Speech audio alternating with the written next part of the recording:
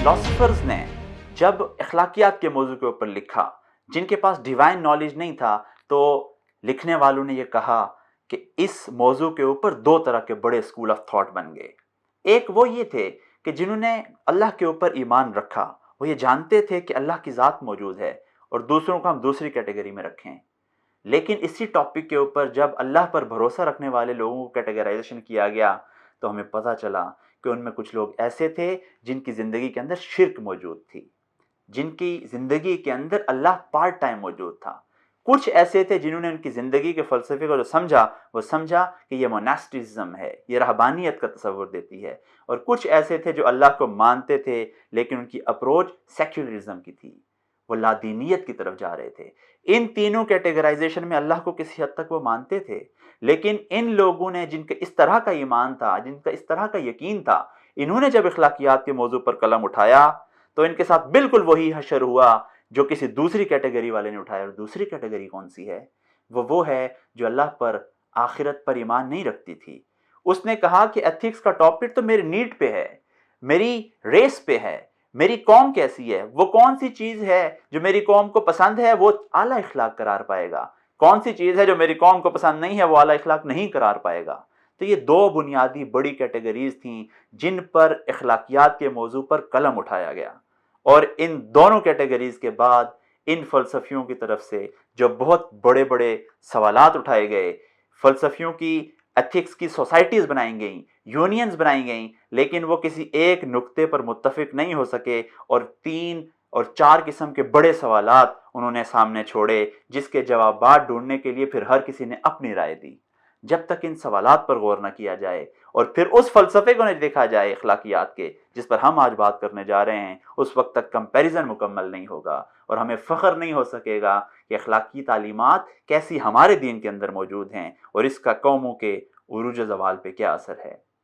उनके जो 5 बड़े सवालात थे वो ये थे। अखलाकियात के मौजू का अल्टीमेट ऑब्जेक्टिव क्या है, यानी क्यों किसी को एथिकल होना चाहिए और क्या नुकसान है किसी के अनएथिकल होने का। एक सवाल ये था। दूसरा सवाल ये था कि if this ethics and topic of ethics is confined to individual और इट्स अ कलेक्टिव, ये इनफरादी मौजू है या इज्तिमाई। तीसरा मौजू ये था कि व्हाट इज द हैप्पीनेस, खुशी क्या चीज है, किसी के अच्छे अखलाक में डील करने की खुशी किस हद तक हो सकती है, खुशी है किस चीज के अंदर, ये तीसरा सवाल था।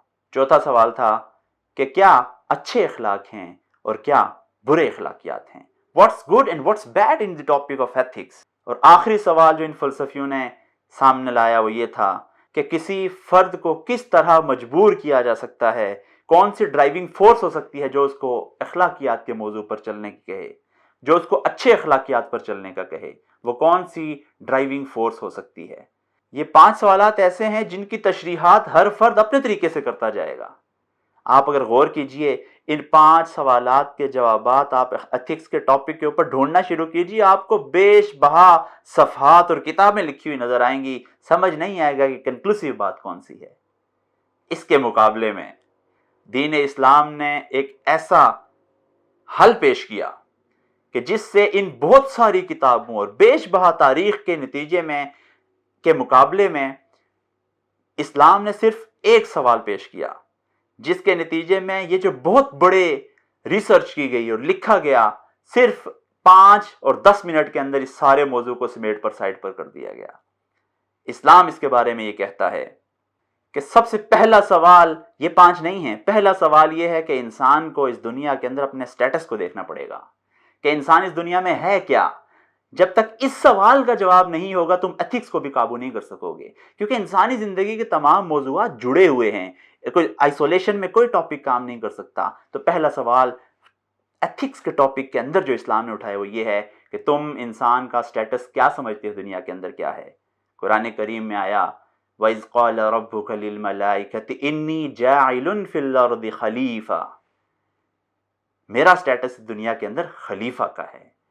जब मुझे इस सवाल का जवाब कुरान करीम ने दिया कि तुम खलीफा हो, मतलब अल्लाह के नायब हो, तो फिर उन 5 सवालात के जवाब एक तरह के बन गए। क्या है खुशी? खुशी वो है जो मेरा अल्लाह चाहे, क्योंकि मैं उसका खलीफा हूं। क्या चीज है जो इनफरादी है या इज्तिमाई है? जैसे अल्लाह कहे। अगर वो कहेगा किसी सतह पे इनफरादी है तो इनफरादी है, अगर वो कहेगा इज्तिमाई है तो इज्तिमाई है। اسی طرح اگر آخری سوال کو آپ لیں کہ what is the driving force for individual to induce to act ethically, کیا چیز ایسی ہے جو آپ کو مجبور کرے گی، آپ کو سنبھال کے رکھے گی کہ ہاں اخلاقیات پر چلو، تو وہ یہ ہے کہ اللہ نے مجھے کہا کہ تم میرے نائب ہو، اس لیے تم یہ اخلاقی چیزیں اپنے اندر پیدا کرو، اخلاقی خوبیاں اپنے اندر پیدا کرو۔ آپ ان 5 سوالوں کی ریسرچ کیجئے، اسلام کے ایک سوال کے بعد ان 5 کا جواب دینا کتنا آسان ہو گیا۔ کیا خوشی ہے اور کیا غمی ہے، اس پر بھی ہم صرف اسلام کی اس رہنمائی کو دیکھیں کہ جو اللہ رب العزت کے حکم کے مطابق ہے وہ خوشی ہے، جو اس کے حکم کے مطابق نہیں ہے وہ غمی ہے، وہ پریشانی ہے۔